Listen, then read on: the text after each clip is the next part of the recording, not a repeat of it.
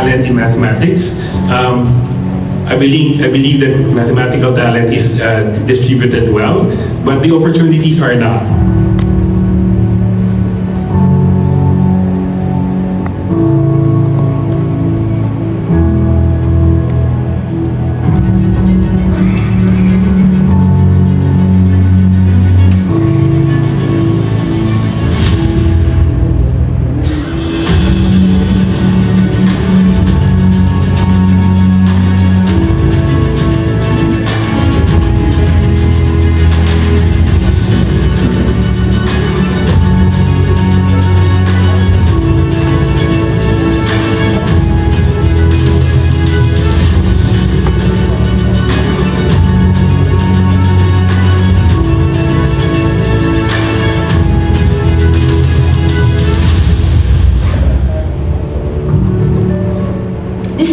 IMU, all I had were problems, but I couldn't solve any.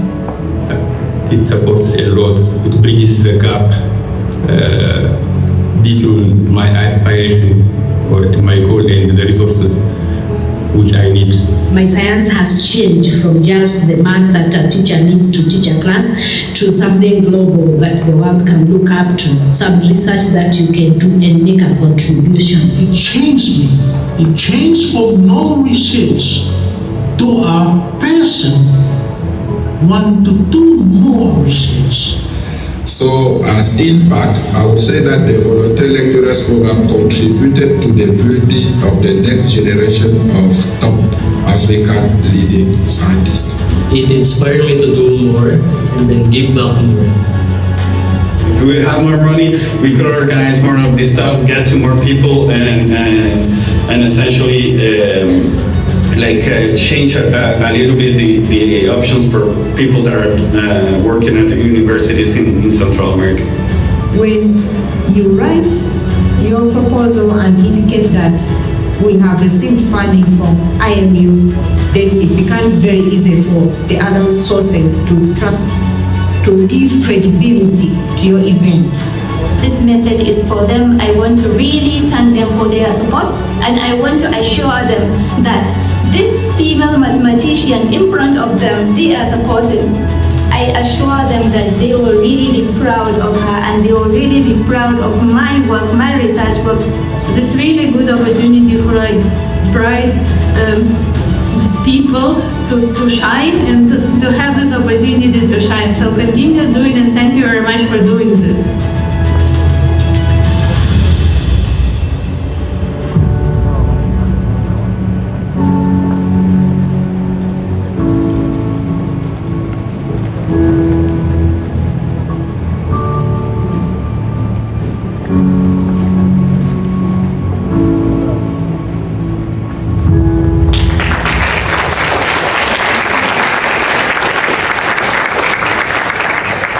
Good afternoon, everyone. So I'm Hiraku, Nakajima, President of International. Okay.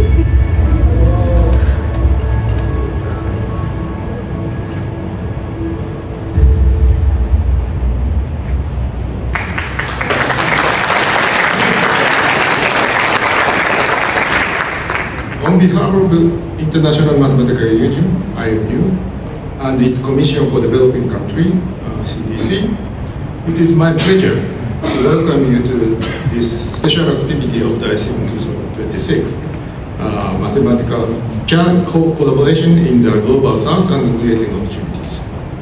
Thank you all for joining us today. The IMU CDC works to strengthen mathematical capacity around the world through a range of programs supporting mathematicians, students, and institutions. This afternoon's program will explore how international collaboration and CDC initiatives are creating opportunities for mathematicians around the world. Through personal experiences and discussion, we hope to highlight the impact of these programs and the importance of working together to strengthen mathematical global. It's now my pleasure to invite President of IMU CDC, Andrea Solotar, to join me in the opening today.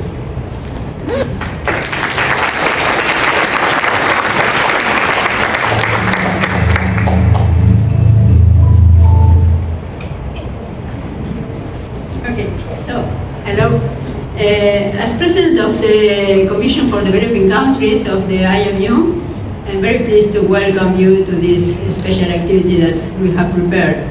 So today we bring together grantees, representatives of partner institutions, donors, and all those people committed to advancing mathematics in developing countries.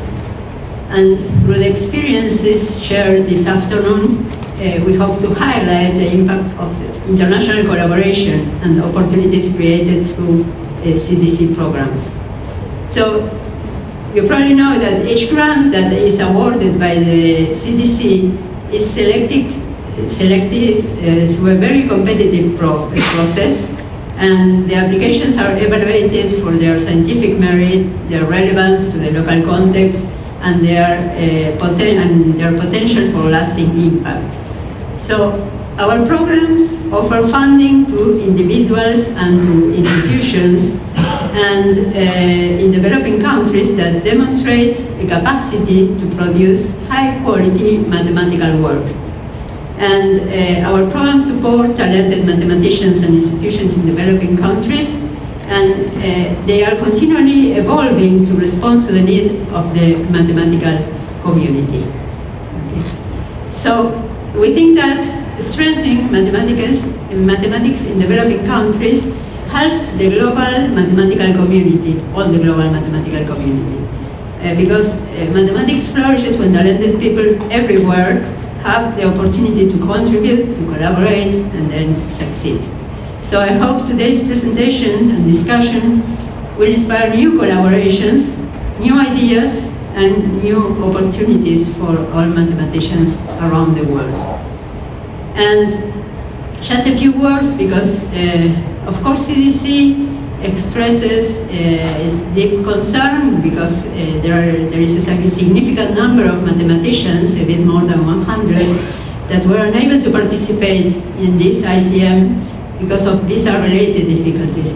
But I can assure that all the bids that were presented for organizing ICM 2030 paid special attention to ensure that this will not happen again. So we are confident that there will be no visa issues for the next ICM. Okay, and before we start, let me say a few words of remembrance for Shoaib and Maseda. So let us take our moment, because our dear colleague, Jose Maria Shoaib Maseda, was the Secretary for Grants of IMU Commission of for Developing Countries, and he passed away just a few days ago while preparing to attend this ICM. So we will remember, he will be remembered for his kindness, his generosity, and his dedication to supporting mathematicians all around the world. His contributions to the work of CDC and the international community will not be forgotten. So let's think about Sean. Okay, thank you. So now we will start with activities, okay, and our grantees that will be shared. So we'll introduce them.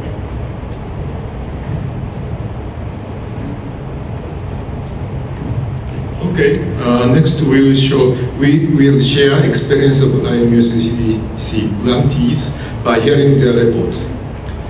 CDC has 3 separate programs for individuals, namely the IMU Breakout Graduate Fellowship, the Graduate Research Assistant in Developing Countries, GRADE, and the Simon's Research Fellowship. It is my pleasure to invite grantees of those programs to share their stories and reflect on how the Commission's programs have influenced their mathematical journeys. Our first speaker is Dr. Victor Uzor, a lecturer at the University of KwaZulu-Natal in South Africa. Although Victor is unable to next slide. Although Victor is unable to join us in Philadelphia, he has recorded a short video to share his experience as a recipient of IMU Breakout Graduate Fellowship. Originally from Nigeria, Victor completed his PhD in numerical analysis through the fellowship, and now mentoring young mathematicians in South Africa and Nigeria, including current IMU fellowship recipients.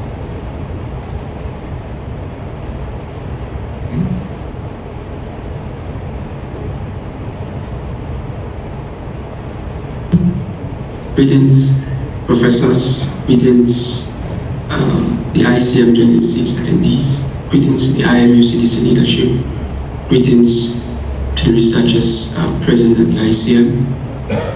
My name is Dr. Victor Amarachi Uzor.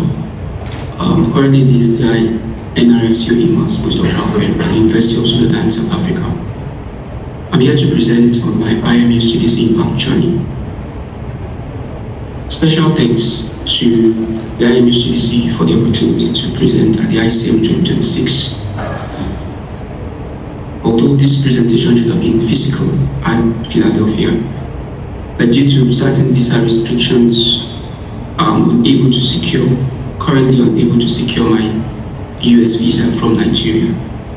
However, I'm very grateful for the opportunity to present virtually. I'm from Nigeria, presently based in Lagos. I received a graduate fellowship in 2022 for my PhD studies in mathematics at the University of KwaZulu-Natal, South Africa. My area of research is nonlinear optimization and fixed point theory. I'd like to quickly talk about challenges I faced first before my PhD, and also I'll talk about during my PhD. And before my PhD, I was a self-funded undergraduate student in Nigeria, and I had some financial struggles. My parents had to fend for my studies, and it was challenging. But then I decided I was going to get funding, particularly outside Nigeria, and I applied to South Africa. Two main reasons: one, because of the global reputation South Africa has regarding research, and also the fee remission, the funding.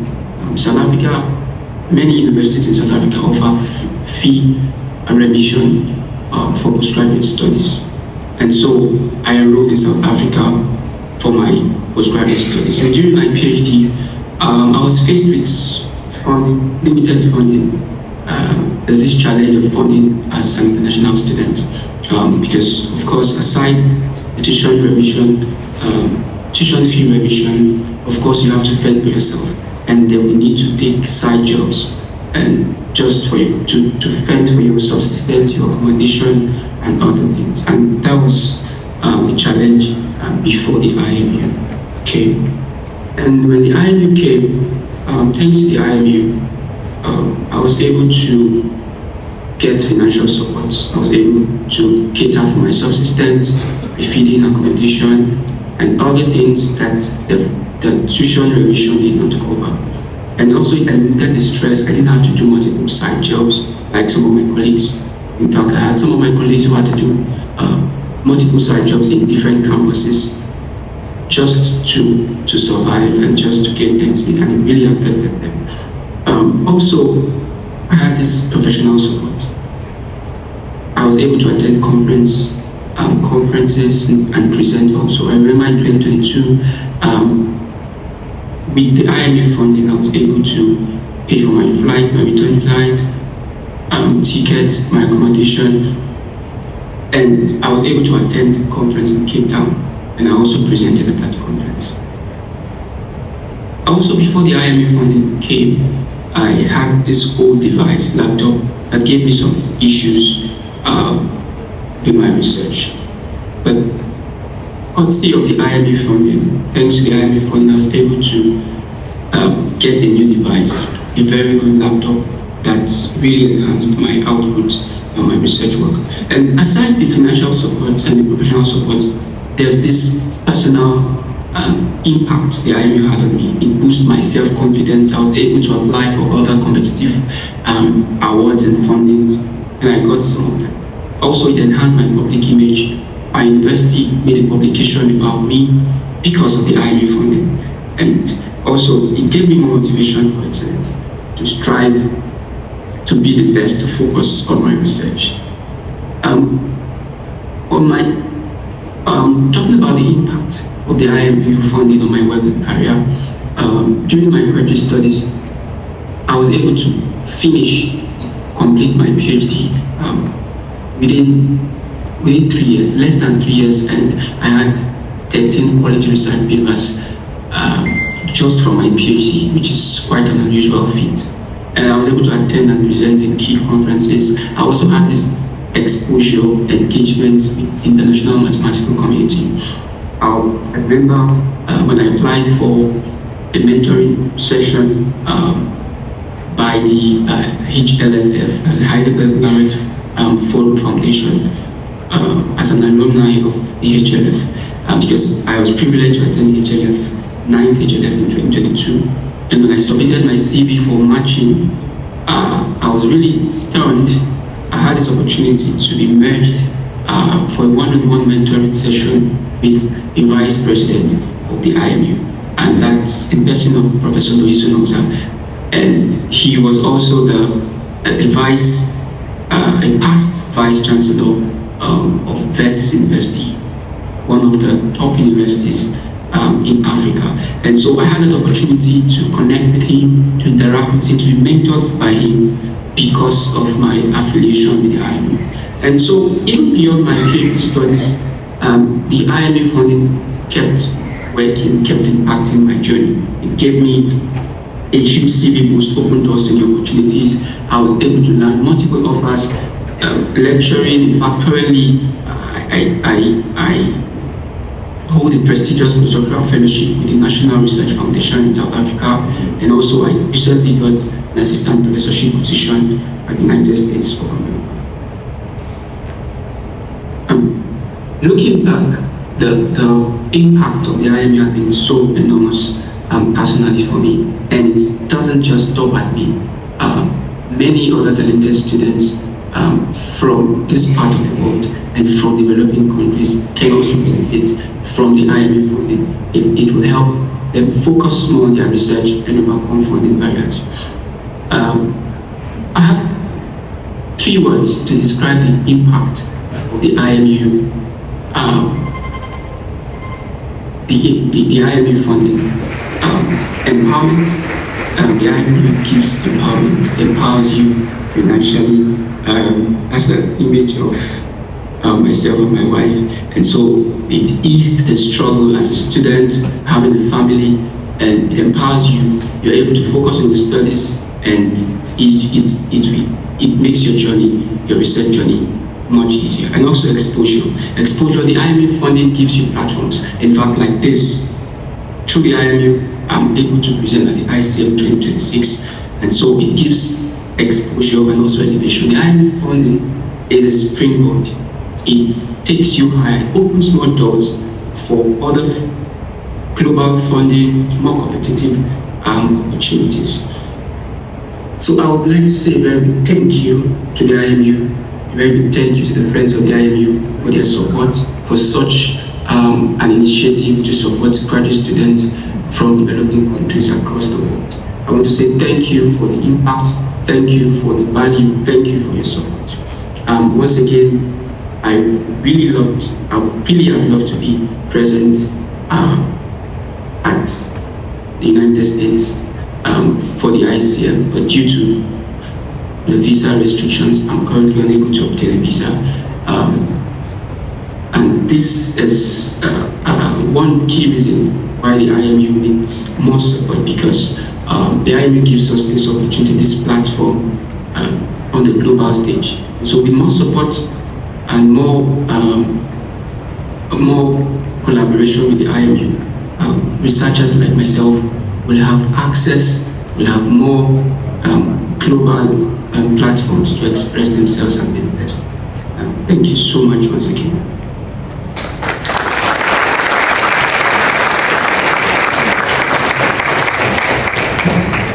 Greetings, professors.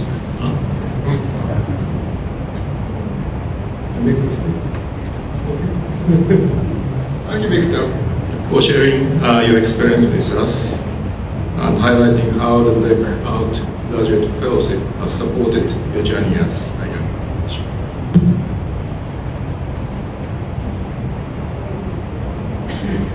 Okay, thank you. So our next speaker is Dr. Anjana Pokharel, Assistant Professor at Women's College, Padmakanya, multiple campus in Nepal.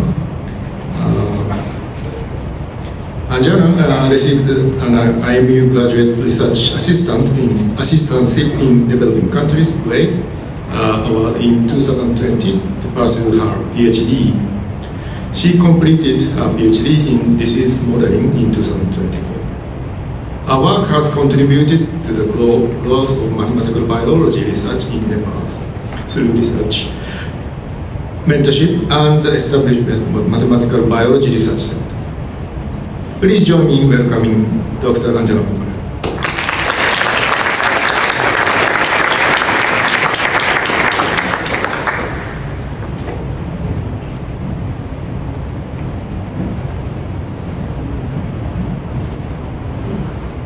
Thank you, I'm President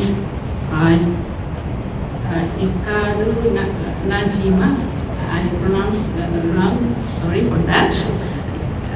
Hiraku Nakajima, for your kind introduction and invitation to speak this grand program of ICM 2026 CDC activity. Namaskar and good afternoon. It's me, Anjana Pokharel, already introduced me. It's my great honor to be here as an IMU grade awardee to share my experiences and some impacts on my community in the mathematics. And I would, first of all, I would like to extend my great sincere gratitude to the Simons Foundation, IMU, and all the institutions who helped us with the grants to support here with me and my friends to be being here. And I have going to present here my experiences as the graduate research assistants in developing countries, gave the title as From Individual Support to Institutional Growth, the Impact of IMU Grants on Mathematical Biology in Nepal. And I'm from Nepal, Kathmandu, Nepal. I began my PhD in the end of 2019 from the Central Department of Mathematics, Tribhuvan University, and my research focuses on the difference in the modeling of infectious disease modeling. Particularly, my dissertation is dynamics of transmission and control of measures. And currently, I am working in a college, women's college in Nepal, as an assistant professor and supervising some PhD students too. And I was guided with my supervisor, a good group of supervisors, as from the Professor Kedarnath Upreti from Tribhuvan University and Naveen K. Vaidya from Santiago State University as a principal investigator and international partner of the great research team. And I was the first great awardee in my country in 2020. Later on next year, Dr. Khagendra and Ramesh were awarded. And later on, we have also other group of awardees there with the initiation of our principal investigator, Professor Jivandhar Gewali from Tribhuvan University, collaborating with his international partner as Naveen K. Vaidya. And all of us have the field of research is the infectious disease modeling, as measles, malaria, COVID, and others like skin, lumpy skin, dengue, and some of are within host and the co-infection too. And its role is actually a individual. This grade award is individual financial support that ultimately that gives that help to focus the research ultimately. But institutionally, it gave us the research in work in research group and produce a productive work in our group. And that's why we have introduce the new field research, and also we expose the international research networking, and altogether, and the impact of this one is also the new courses of the mathematical biology is also introduced in the BSc and the MSc in our university as curriculum. And now, however, every journey was not without the challenges. I also faced some challenges in my journey of PhD working. Some difficulties getting the result is obviously the painful, and also sometimes the rejection of the papers are also the painful and frustrated situation. Behind this, I also suffered with in the meantime of the PhD, I also suffered with another physical challenge, that was that since in the meantime of my PhD work, I was diagnosed with the breast cancer, and it took a long time in the treatment. After that, I got with the encouragement and motivation of my research group and my family and my all other friends, along with the grade award, helps me to support and to get this award and to get the complete and to get this success. And I could be here. I am here due to that situation. And also, all these challenges, I passed the challenges and get a success that is due to the grade as well as all my friends and the networks too. And this grade award also, obviously, this impact is the published papers in the high-ranked journals, and we have other group also. Among them, 2 of others are also benefited, and 3 of others are already completed the PhD, and we are also monitoring and supervising to our fellows too. And behind the PhD, we are working in as a mathematical biology research center, which is leading by our principal investigator and the international partner, and this is our growing field in our area, infectious disease modeling, and we are right now 5 residents out of them, among them 3 of are already completed the PhD. And as we continue this impacts, the MBRC is last year organized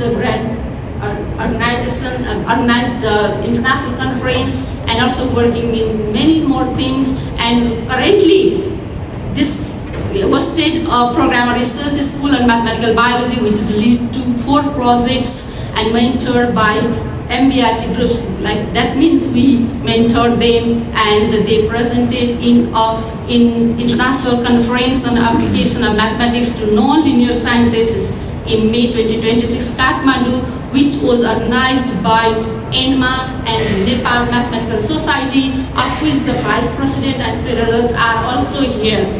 And mentoring all the junior students and contributing to the development of the mathematics as the assistant professor right now. And finally, grade allowed me to dedicate the more times to research, access the essential resources, participate in collaboration, and shape the mathematics in Nepal. Lastly, I would like to thank so much to the IMU grade providing me this award, and my friends too, and all of them are also 13 other more students. They are looking for the same award, and trying to apply here, and all the thank you for the friends of IMU as well as the Society of Industrial Applied Mathematics and the IMU, all of you, thank you for this one. And also, last but not least, I would like to thank you, Professor Andrea, Venetia, and Lincoln for me always supporting to the email. And also lastly, Angel also emailed me to apply in travel grant to be here. That's why I am here. Thank you again.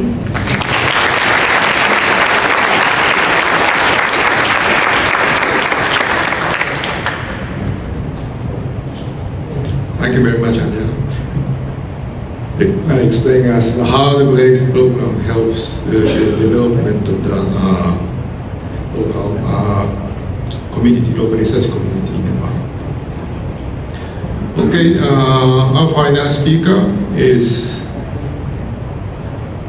Professor Claudia Lederman from the University of Buenos Aires, Argentina. As a recipient of 2024 IMU Simon Research Fellowship, Claudia carried out a collaborative research at the University of Bologna. Her experience demonstrates the value of international collaboration in advancing research and strengthening mathematical communities. Please join me welcoming Professor Claudia Beatriz Lederman.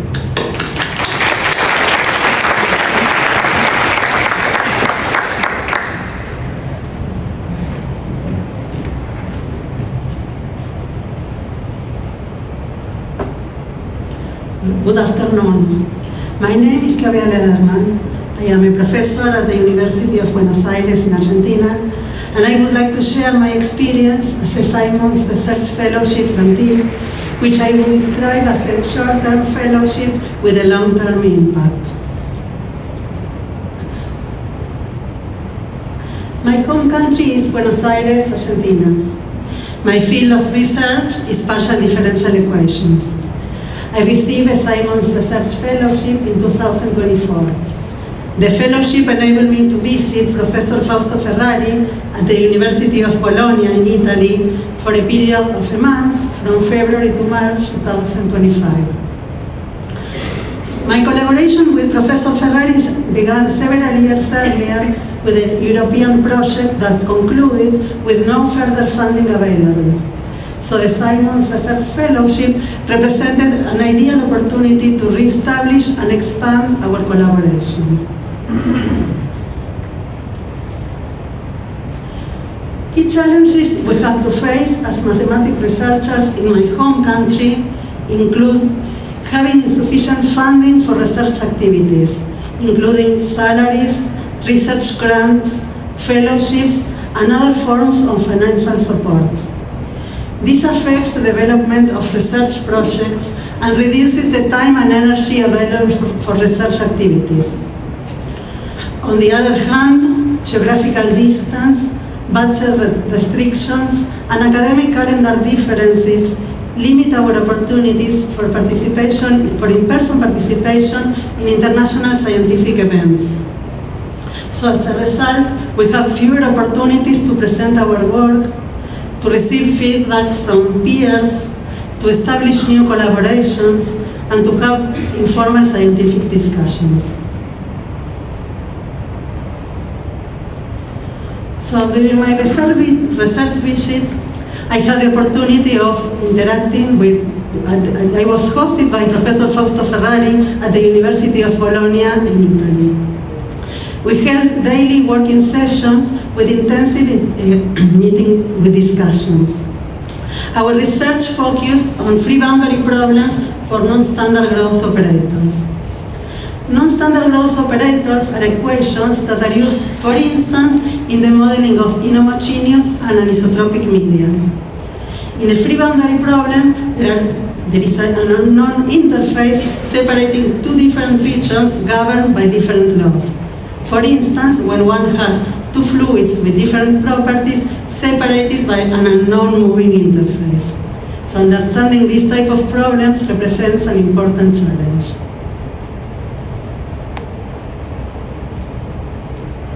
So During my visit, I developed a research project with my host, Fausto Ferrari. And I also had the opportunity of interacting with the members of his research team, which is composed by students from different levels. Master student, PhD student, and also postdoctoral students. So together with my host, Fausto Ferrari, we developed 3 different projects with 3 different students. One with Enrico Canetti, one with Enrico Zani, and another one with Enzo Maria Merlino. And in addition, one of these projects was carried out in collaboration with a master student of mine from Argentina.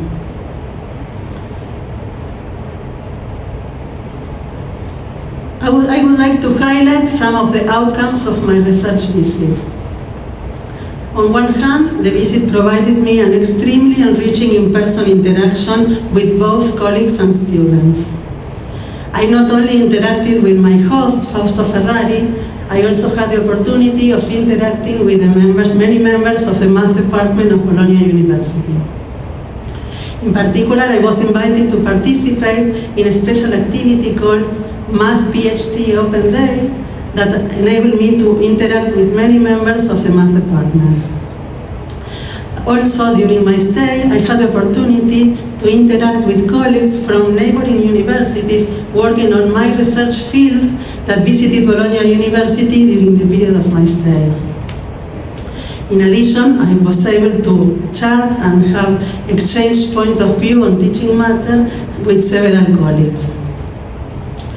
The fellowship enabled me to integrate new techniques, and I also gained feedback from peers. As a result of the research we carried out, we published 2 research papers, and we have other papers in progress that are now at different stages. And part of the research we carried out with some of the students is expected to be part of their PhD thesis. So we also devised new lines of future collaboration.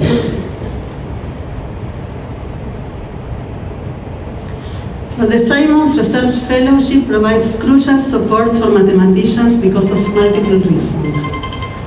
On one hand, it fosters collaboration on challenging subjects. On the other hand, it strengthens research in the home country. And even more, it deeply transforms grantees' career. In my particular case, it provided me with perspectives that were not available locally. Also, in a way, I feel that I became a bridge between 2 different groups from 2 different universities and 2 different countries. And I also want to point out that the fellowship generated a scientific exchange that extends far beyond the fellowship period. So my fellowship lasted only 1 month. So I consider it a short-term fellowship with a long-term impact. So I would like to take this opportunity to thank the Simons Foundation and the International Mathematical Union for the support I received through the Simons Research Fellowship. So thank you very much for your attention.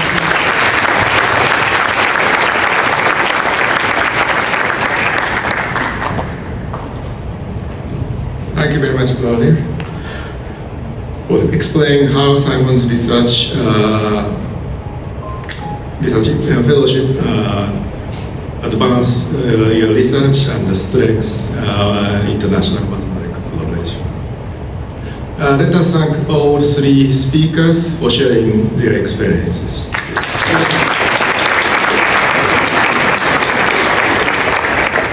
So we'll now continue with a panel discussion. We will hear further perspectives on the work and impact of IMU CDC. I'd like to invite our panelists to the stage and hand over to our moderators, CDC Secretary for Policy, Ludwig Lifo, and CDC member is representing Latin America, Maria Saez-Turban.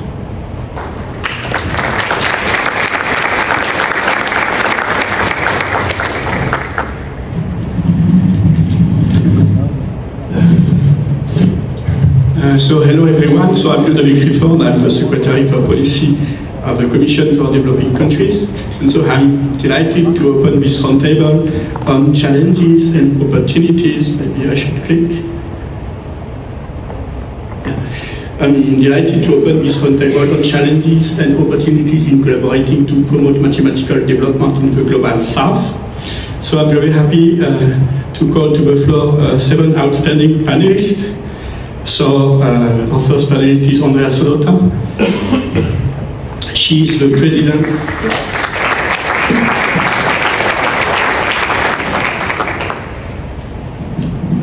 Andrea Solotar is a professor at the University of Buenos Aires, Argentina. She is currently the president of the Commission for Developing Countries of the IMU. And through her career, she has been actively involved in promoting mathematical research in the Global South through several organizations, such as the UMALCA, Latin America Association for Mathematics, the SIMPA Center, which is based in France and funded by several countries in Europe, and the IMU. So I'm happy to call our next panelist. Maybe he's not present here now. He's here. So Yuri Chinkel. I am. So Yuri Chinkel is a professor at NYU at New York University. He has been the director of the Mathematics and Physical Sciences Division at the Simon Foundation since 2012. For the Foundation's broad support of mathematical research, he has played a major role in strengthening the global mathematical community. I'm very pleased to call our third panelist, Jaraf Sek. So, Jaraf Sek is a professor at Université Cheikh Anta Diop in Dakar, Senegal, and is currently the General Secretary of the African Mathematical Union. He has played a leading role in promoting mathematical research and international collaboration across Africa. So I'm happy to call the fourth panelist, Pascal Hubert. Pascal Hubert is a professor at Aix-Marseille University in France, and he has been the director of the CIRM near Marseille since 2020. He has implemented as director of the CIRM new innovative activities to foster international collaboration with the Global South. I'm handing over to my colleague, Marielle Seyss-Trumper. She is a professor at the Pontifical University in Santiago, Chile, and I'm happy to moderate this roundtable together with her. Marielle, this is yours. Let's see if this works. Yeah, it seems it works. So it's my pleasure to invite Angel Pineda, currently a professor at Hofstra University and the secretary for the Graduate Research Assistantship in Developing Countries. Not to us, it's great, much shorter.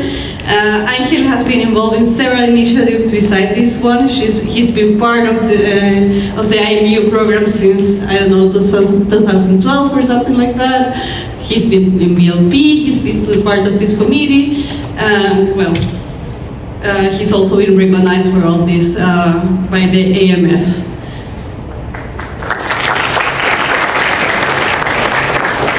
Our next panelist is Jacqueline Godoy Mesquita, currently a professor at the University of Campinas in Brazil. She is the president of the UMALCA, that is the Mathematical Association for Latin America and the Caribbean. She's also the president of the Brazilian Mathematical Society at the moment. And both of these organizations have been very involved with many initiatives that we will learn more about in this panel. So thank you for being here. And our final panelist is Ernie Lopez from the Southeast Asian Mathematical Union. He is a professor in Philippines at the University of Philippines in Diliman, and he will tell us about his involvement in all South Asian mathematics that he's been part of for a long time now. So thank you for being here. This panel discussion will be organized as follows. We will begin with a 40 minutes discussion among the panelists, and this will be followed by a Q&A session that will be moderated by our colleague of the CDC, Ragavan, who is present in the room. So he will be coming on the stage later. So I will start with the first question for all our panelists. I would like to begin asking them, for each of you, to present one initiative that you feel has been very successful for you, and why do you feel it has been successful? And please tell us a little bit on your thoughts on this. We start with Andrea. Okay. This one? Yes. Okay. So, since our grantees have been sharing about different programs, I would like to share some information and some insight about the conference support program that has not been mentioned yet. It's a program very competitive as all the others, where we support some schools and some conferences in developing countries. And starting from 2022, January 2022 to December 2025, we founded 135 conferences. So the total amount is more or less 325,000 euros. Okay, and the maximum amount that is given to each conference is 4,000 euros. Okay, so it's a very small amount compared to a budget of the conference, but it helps a lot since. Well, in developing countries, we are never sure of receiving the funding we get, but this funding is for sure one organizer gets it. And also it helps obtaining other types of funding. And another thing that is important, and this comes, well, I had experience with MALCAs, which are the Latin American schools before this. And I know that sometimes with a very, very small amount of money, very small funding, it is possible to develop an activity that has a lot of impact in the country, in the region. And this conference that we are funding are usually take place in some sites that need a lot this activity to happen. Okay, so that's Central America, for example. We had an experience with Angel in Honduras that was very good. So I think this is one of our important, well, all of them are important, but I wanted to talk about this program that is very, very successful. First of all, I would like to thank the organizers for inviting me, including me. It's a great opportunity to get to know colleagues, to hear about your work and about the programs that the Science Foundation has been supporting. We've been collaborating with the IMU since 2016 with a grant to the CDC, and after the presentations that we have seen, I don't think I need to add much about why we are proud and thrilled about the work that you do. It's our support, so thank you. Thank you very much. I would like first thank the organizers for this opportunity giving us in order to exchange with you some experience. And I would like to focus my remark on 2 points. The first one is a project or 2 projects founded by Science Foundation, and I would like to take again this opportunity to thank a lot of this support. It has been fundamental for our 2 research programs. And our research program were oriented to nonlinear analysis, geometry, and application from 2013 to 2023. And I would like to give some few figures and indicators to help you get a better picture. And after a lot of efforts, I would like to give you some indication. And we have produced 80 PhD in mathematics. And I will give you different topics where we have succeeded to produce 80 PhD in mathematics. And all these PhD students have been trained in Africa. And right now, all of them are working in our public and private university. And also, we have produced no fewer than 225 papers published in good journals. And we have also organized 22 international events and 3 PNMs. And last year in December, we have organized a 4th biennial, and for each biennial we produce proceedings edited by Hauser and distributed by Springer Web. And on next October, we will have the first book coming from this year. And we have also organized 21 consolidation courses because we thought that it is not always sufficient to start PhD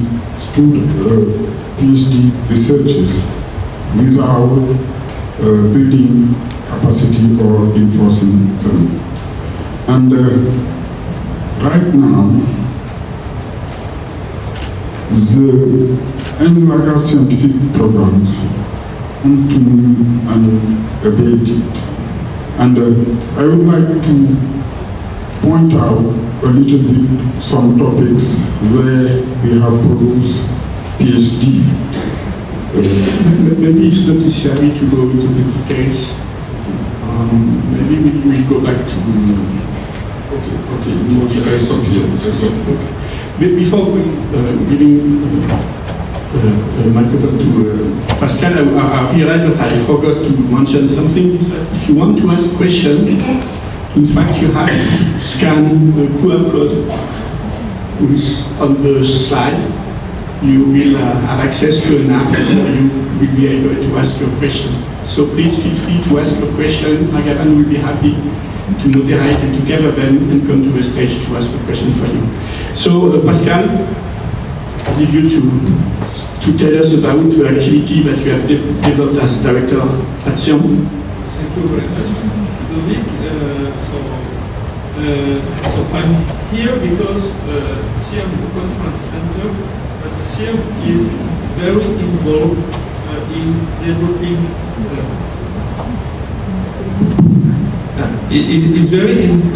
SIAM is very involved in developing programs in direction of the global south.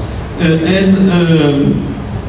would like to talk about one program which is extremely successful, and my colleague was part of this program, so he could tell something about it. So it is a chair for the global south, with a chairholder from the global south and a French partner, a French co-chair.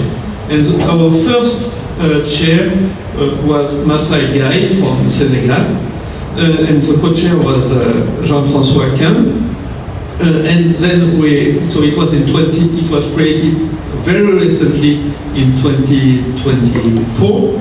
And we will have a new chair this year in 2026 with people from a guy from Tunisia, Ali Baklouti, with Miguel from France, and we will also have another one in 2027, and we want to continue.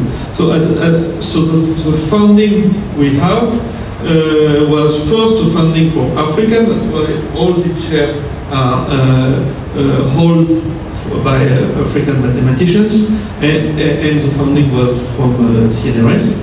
and it was also in collaboration with SIMPA. So SIMPA is one of our partner for many activities, and so it's a pleasure to work with SIMPA.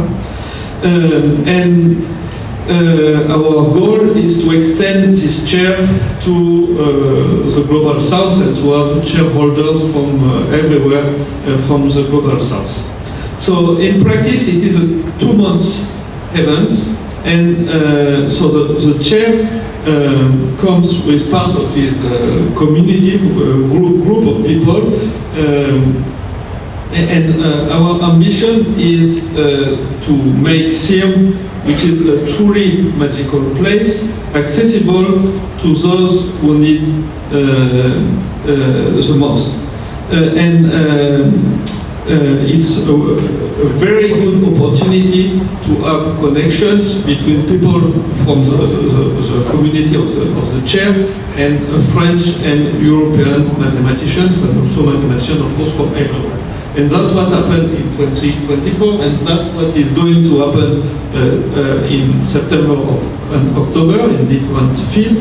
And I hope it will continue for a long time.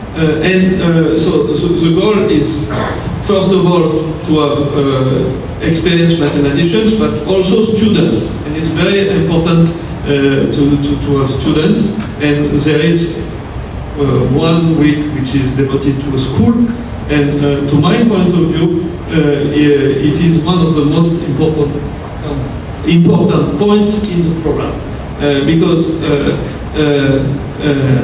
we have to train the next generation, and that's a very good way so that young mathematicians from different origins can meet each other. So I want to say that this program is extremely successful, except that we have one difficulty that is shared by many people, which is the problem of the visas. I imagine that we will speak about that later, but except that, it's extremely successful. Okay, thank you very much. Andrea, what would you like to say? Yeah, first of all, thank you to the organizers for inviting me, to the donors for making this possible, to all the volunteers that really do the work. Choosing one program to support is like choosing which is your favorite child. It's hard. So I'm going to say Anjana made an amazing job of telling you why grade is something that we should all support, but I'm going to pick the volunteer lecturer program, because that program sends volunteers from countries with strong mathematics to countries from the Global South, and the professors who will teach intensive courses between 2 to 4 weeks, bringing mathematics that is not available locally, usually advanced undergraduate, master's, or PhD level courses. And one of the reasons that I think that has been particularly successful is because it gives sometimes a sustained support to one place. In my particular case, I taught in Cambodia in 2009, 2010, and volunteers over several years helped to develop the local mathematical talent to the point where the Cambodians would go out, get PhDs, come back, and now they are teaching the courses that we used to teach. So this program, which allows, I would encourage people in the Global South to look at this as an opportunity to help develop the local mathematical talent. And if you are in a country with a strong mathematical background, the experience of being a volunteer is amazing. So the volunteer lecturer program is a program that I think has a strong track record. Thank you. Jacqueline? First of all, I would like to thank the invitation. It's a great pleasure to me to be here in this panel. And I think it's, as Enki mentioned, it's very hard to select one initiative. But I believe that the most successful in Humanica, that's Mathematical Union of Latin America, is the EMALCAS that Andrea already mentioned a little.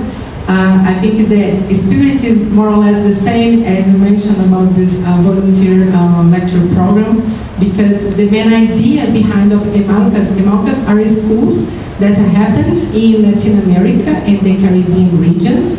And these math schools, usually they happen exactly in some places that do not have infrastructure, and it's very important for the students there to have this contact with very important mathematicians that go there and develop and give good courses.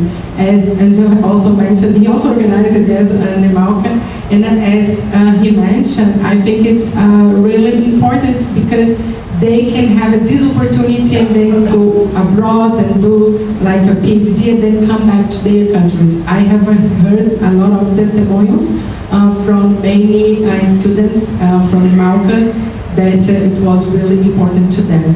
And I would like also to mention here that SIMPA is the partner of EMALCA in the EMALCAs, helping a lot. Also CDC, and also I'd like to point out that Andrea Solotar, that's here, she has been a very good work with the EMALCAs, organizing that and coordinating for many years, so it was very, very great to have this. Thank you. Ernie? Hello. Good afternoon, everyone. Ernie from the Southeast Asian Mathematical Society. We organize SEAM schools. These are schools that maybe are much lower than SIMPA schools. These are supported by SIMPA, so thank you SIMPA, and in some instances supported by IMU CDC and ICM. Thank you very much. We find this very impactful, so we invite lecturers to come for a period of around 8 days, and we've had experiences where the lecturers themselves would accept advices. So our students, if they accept to them to be their mentee, then the student can apply for scholarships, maybe to go visit the host institution, or if not for a long-term scholarship, maybe a sandwich program. And so we found this very impactful in the sense that we have new PhDs, because we at the moment we don't have so many PhD degree holders in Southeast Asia, with the exception of Vietnam, of course. Vietnam has always been good in that respect. Anyway, so that's impactful. And I'd like to mention that SEAM School, we started SEAM School in 2011. We've had so many since then. And in fact, one of our participants, Dr. Ika Magdalena, who was in one of the earlier SEAM schools, eventually came and became a lecturer in the SEAM school held in Manila in 2022 or 2023, around there. So that's a good experience for us because we see them grow. And one last thing I'd like to mention is that we publicize these SEAM schools. Facebook is very big in Southeast Asia and the Philippines, and we make it a point to publicize them because there's also that confidence issue, you know, that some of our students don't feel that they're good enough to do advanced math research. But if we post on social media, they see their friends taking part in these SEAM schools, then that gives them more confidence to also join SEAM schools in the future. So I guess that's a way also to boost the impact of these schools. Thank you. So thank you for sharing these experiences. As you can see on the slide, there are several pictures to illustrate the activities which have been mentioned by the panelists. I would like to recall you that if you have some question, I would try to use the QR code which appears on this slide. Okay, so please feel free to ask questions. The point now is to discuss the lessons we can draw from all these successful activities, to identify the type of activities that should be promoted, and to explore the best way to support them. So I would like to start asking a question to Pokharel and Andrea. So you have told us about indeed 2 CDC programs. So both of them are based on individual mobility. In the first case, the research visit program is concerned with mathematicians from the Global South receiving funding to visit the research institution. And in the case of the volunteer lecturer program, a mathematician from an institution receives funding to deliver a series of lectures in the global south. So how important do you think these activities are? And in your opinion, how this program could be improved? Yeah, okay, I will start. So about all our programs, you do know, you all know that we are continuously thinking about how to make them better. Okay, so there are some programs that, in my opinion, are already well established. This is conference grant, as I mentioned, Breakout, or Simon's research travel grants, and in particular, thinking about the BLP, I am still thinking how to make it better, because we have experience that were very, very, very useful for, as you mentioned, Cambodia, for mathematics in a particular country, and then we have the impression that there are some visits that are kind of isolated, and we need a follow-up, a better follow-up, I think, for these programs. And well, I don't know, I haven't spent a lot of time thinking about this, and I am still not satisfied with what we have. So, this is one thing. Just one more thing is that for other programs that are well established, we always need more funding. Okay, but because for the conference, for example, we are giving funding to schools at the undergraduate level, that the regional schools, and then the SIMPA schools that are at the graduate level, and then some conference. And there are excellent conferences that do not receive funding because it is too competitive. Okay? So we are always looking for such donors and. Pokharel, what do you think? Andrea, same. She clearly. The only thing I guess I'm going to add is. So for some of the audience to understand the kinds of countries that we are supporting, sometimes like priority 1 countries have a per capita GNI of less than $1,200. So when we think about the resources available that come with having a volunteer come from a place that has a lot more resources, it creates opportunities that are not present there. And like Andrea said, I think one way that we could do better, apart from being able to fund more qualified applications, is to have sustained efforts leading to local development that doesn't depend on external support in the long term. Thank you. The next question I want to ask is for Yuri. As a part of the Simons Foundation that's supporting mathematics not only in the global south but everywhere in the world, I think. We want to ask you, what do you see as opportunities and challenges for advancing mathematics in the global south? I thought I would start with some basic principles that we have. So we very much believe in face-to-face interactions. So we're thrilled to see all of you here and meet new friends, catch up with old friends. We take the long-term view. So some of our projects are long-term, and of course we follow them closely. We proceed via open calls. We have a program targeted grants to institutes, and it's open to all institutes. With again panels evaluating the proposals, up to 10 awards per year.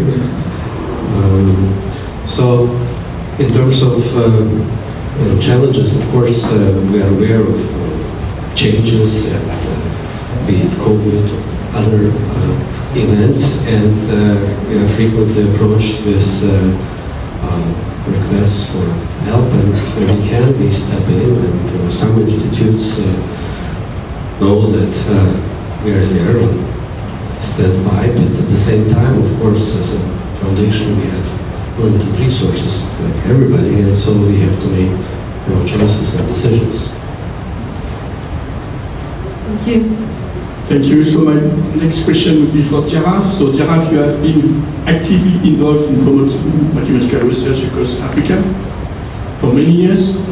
So from your perspective, what are the main challenges facing mathematical research in Africa today? I think that there are some activities, if we have support, it will be very good to enforce what we have realized in Africa. I would like to come back about the African Mathematical School organized by African Mathematical Union. And it has been created in, if I remember, in 2012, the first one in Ivory Coast, and it is like the Umarka and the Sim School. And every year we organize around 5-6 schools in Africa per year. And I think that for the master's student, if we can get additional support in order to organize more than 5 or 6 schools. And also for PhD and young research, African Mathematical Training School as a research program would be a good thing. And it will come to be inside of, for instance, the research school, the syllabus, it is not the same. And I think that if we have these two types of schools, these two types of research school, it would be very good. And we have also in IMU the Olympiad of Mathematics. If it is possible to support more, it will be very good for the young students. Okay, thank you. Now, Pascal, you told us about the wonderful Chapelle du Sud that has been implemented at ICM. So, what is your assessment today of this activity, and what could be done to increase the impact of this activity in the Global South? Yes, so first of all, I would like my colleague to say a few words because he was there, and so maybe he can say a little bit. Yeah.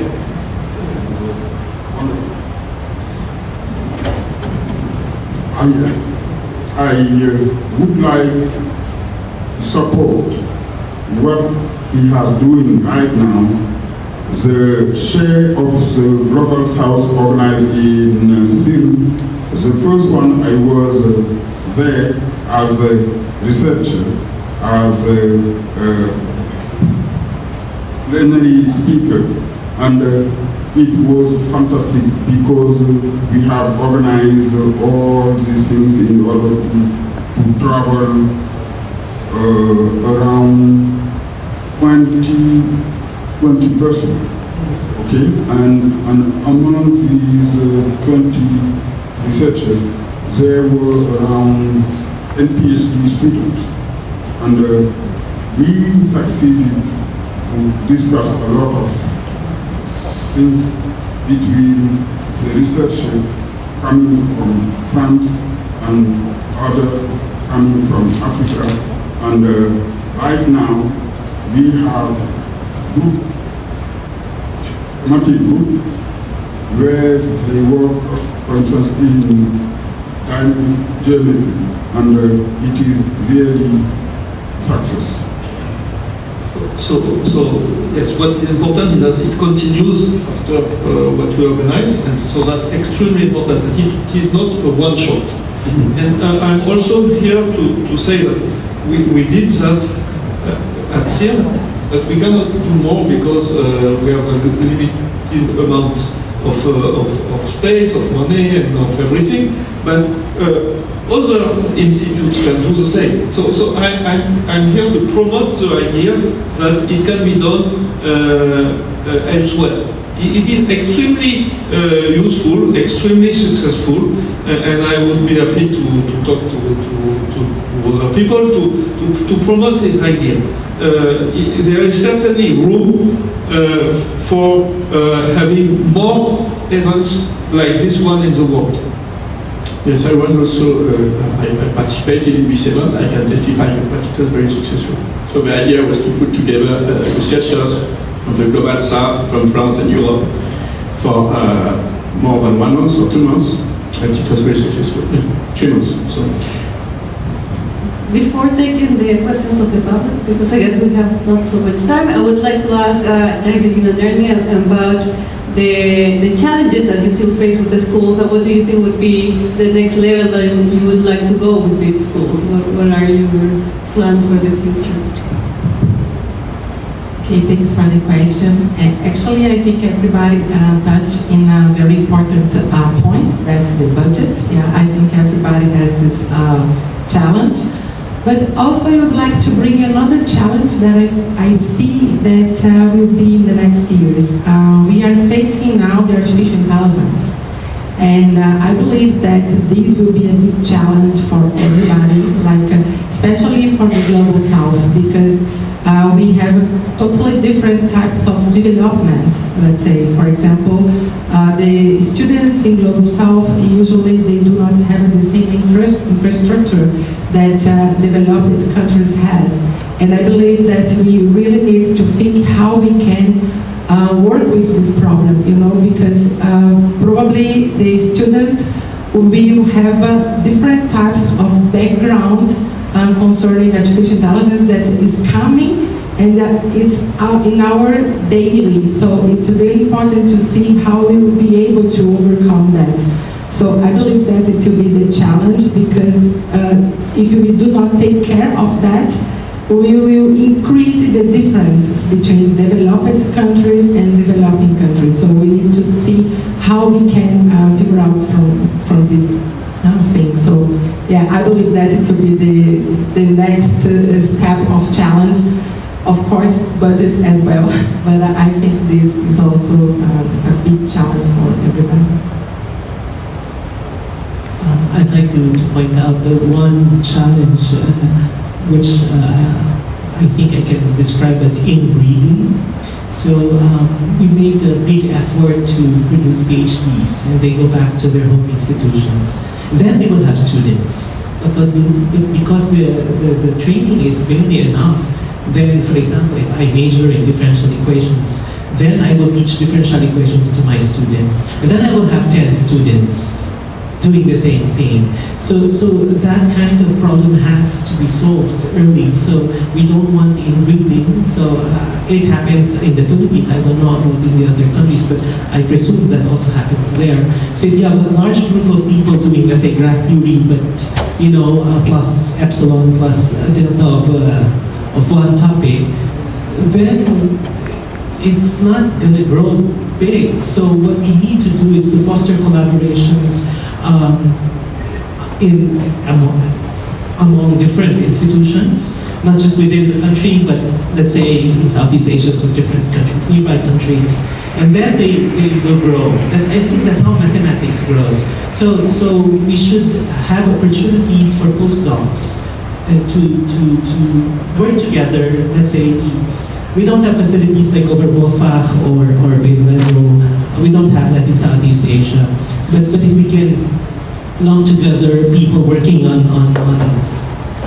nearby areas, then they will collaborate with each other, and we will break away from that local minimum, so to speak. You know what I mean? So I think that's one important issue that we have to solve. So we don't just produce PhDs and okay, we leave them by themselves. They need further training, further collaboration, so that we don't create too much inbreeding. Thank you. Thank you. So we're going to move to the Q&A session. So please, Ragavan, I call you to the stage. So as I told you before, Ragavan is a member of the Commission for Developing Countries. In fact, he is the elected Secretary for Policy of this Commission, and is a professor at the Grantee University in India. Thank you, Ragavan. Can you speak to us? Hello. So there were many questions, so I have to read. The first question. Maybe if you can speak closer to the microphone, please. The first question is to Yuri. So first is thanks to the. It's not a question. It's an appreciation. Thanks to Simons for the support and request to continue the support. But on behalf of the foundation, there's also a question.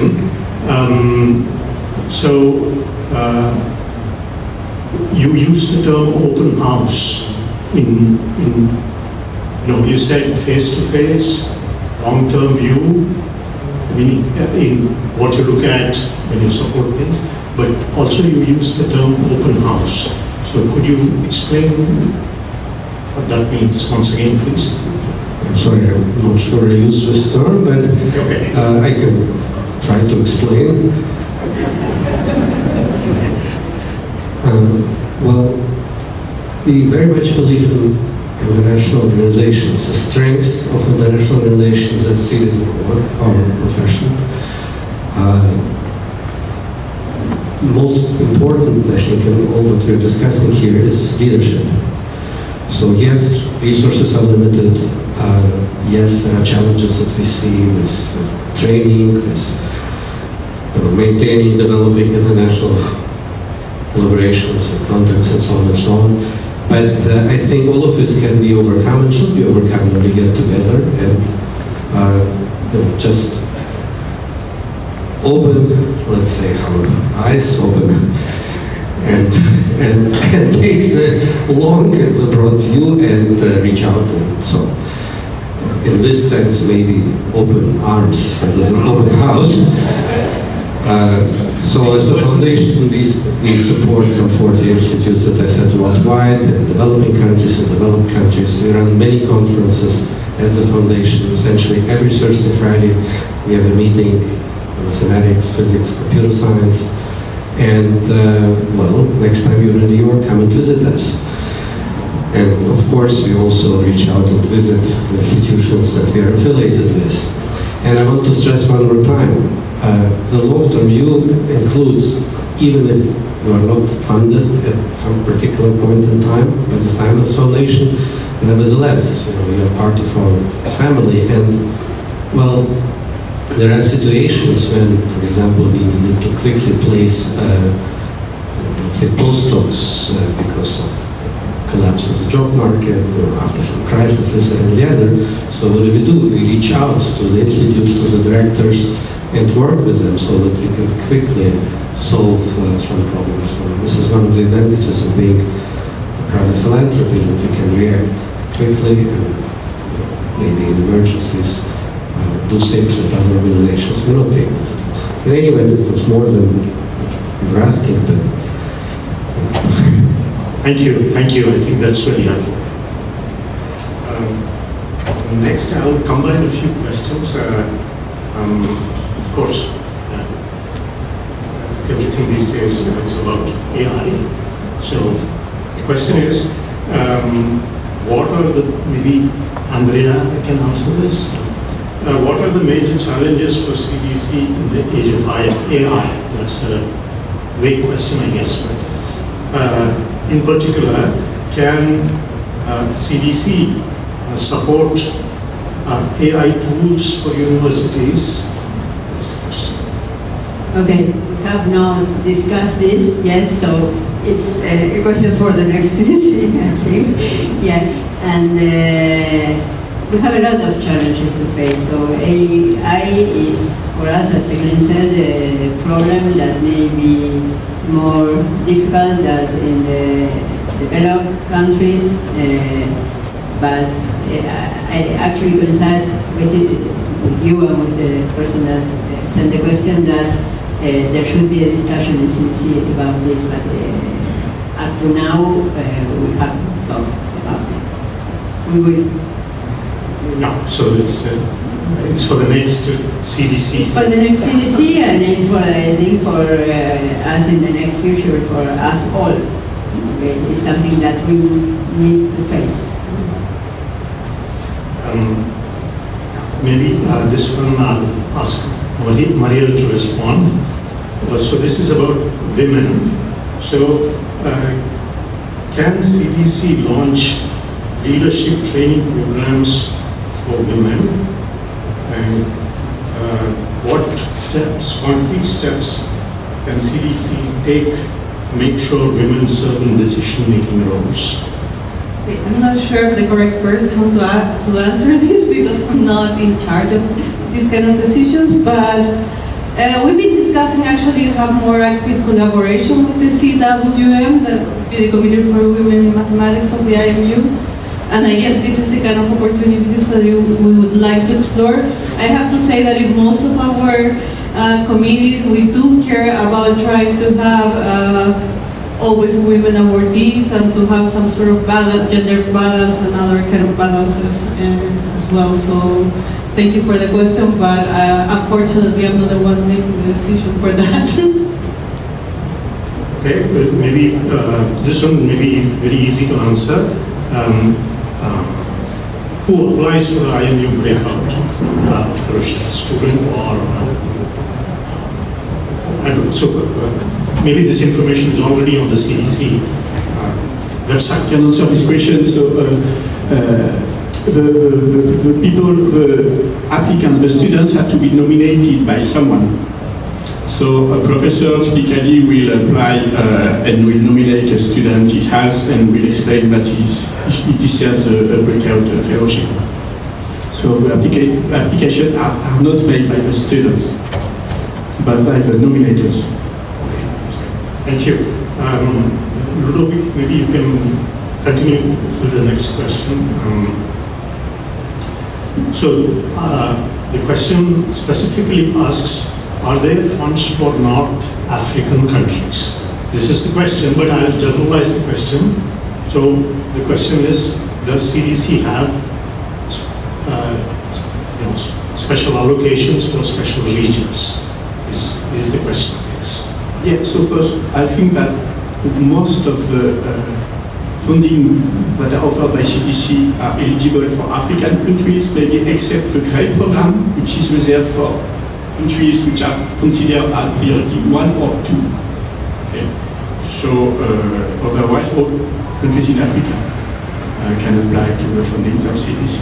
I think the stress of the question was whether there are all countries can apply, that much is clear, but are there any funds reserved, maybe, or specially allocated for North African countries? No, there are no funds which are reserved for countries from North Africa. As soon as you are eligible to have funding, you are evaluated as any other applicant. So, okay, well, if there is no special allocation from any geographic region? No. That's your answer. Thanks. Okay, maybe Pascal can answer this one. This is about France and SIMPA. And, so one question is, can SIMPA and CDC cooperate? That's one question. I guess it's already being done to some extent, but nevertheless, I'll let you answer that.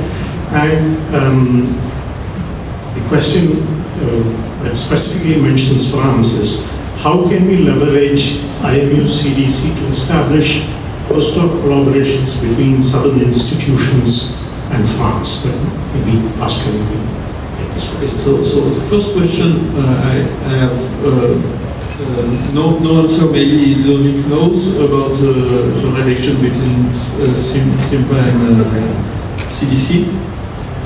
So I can say a few words. So there is no formal collaboration between SIMPA and CDC, but in fact what happens is that when someone obtains funding from SIMPA to organize a SIMPA school, in general most people apply for funding from CDC and they obtain this funding. So we are always happy to provide funding to the organizers of SIMPA schools. But there is not automatic funding. They have to apply to submit an application, and then it is assessed by the member of CDC, and so we are almost always happy to provide funding. Okay, Sorry to I just wanted to say this is probably the last question because we're running out of time.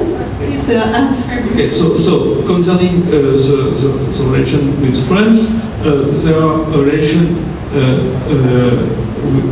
due through SIMPA, through CIM, through IHP, through IHOS, and all of these institutions welcome visitors from the Global South, and so there are calls on our website that can be found on our website, and we really want people to apply and to come to France, and especially young people, as I already said. Okay, thank you. Miguel, do we have time? I think we're out of time, but we will have, I guess, a few minutes after this for informal discussion, so you can approach the panelists that you have questions for. Right. But before closing, I think we wanted to say a word about SIMPA, maybe also. Maybe Elena, you wanted to ask a question about SIMPA or related with, no? Or to say something. Or we can discuss later. So, okay, so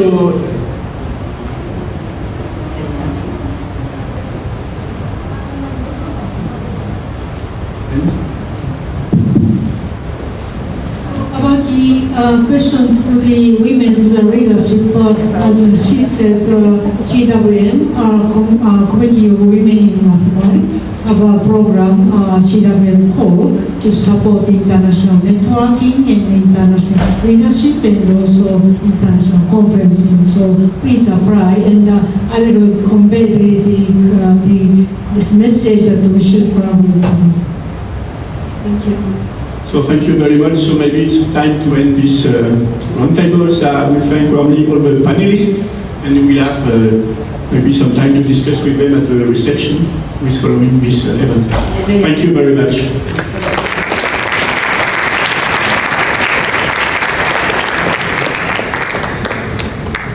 So before you go, I want to tell you that somebody with the president of SIMPA is here, so so if you want to ask questions to Elena. Okay, thank you very much for panelists and moderators. So today's program has highlighted many ways in which IMU CDC supports mathematicians and strengthens mathematical communities around the world. We hope these conversations have offered new insights into the impact of the CDC's work and the importance of international collaboration. So let me show one slide. So before we conclude, we'd like to express our sincere thanks to the donors and the partners whose support makes the work of IMU CDC possible. Their contributions help create opportunities for mathematicians, strengthen research communities, and support collaboration across countries and regions. We are grateful to everyone who has contributed to this work, whether through funding, partnership, mentorship, or participation in our program. We hope you will leave not only with a better understanding of the CDC work, but also with an interest in becoming part of it.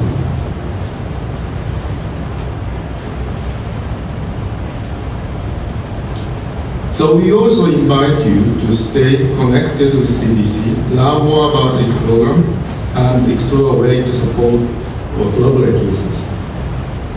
Please speak with members of CDC team here today, visit the IMU CDC website, or contact us directly.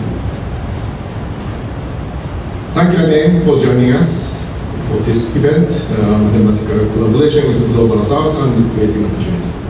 On behalf of the IMU and the CDC, I thank you to our speakers, panelists, moderators, and also IMU Secretariat behind the scene, and everyone who contributed to today's program.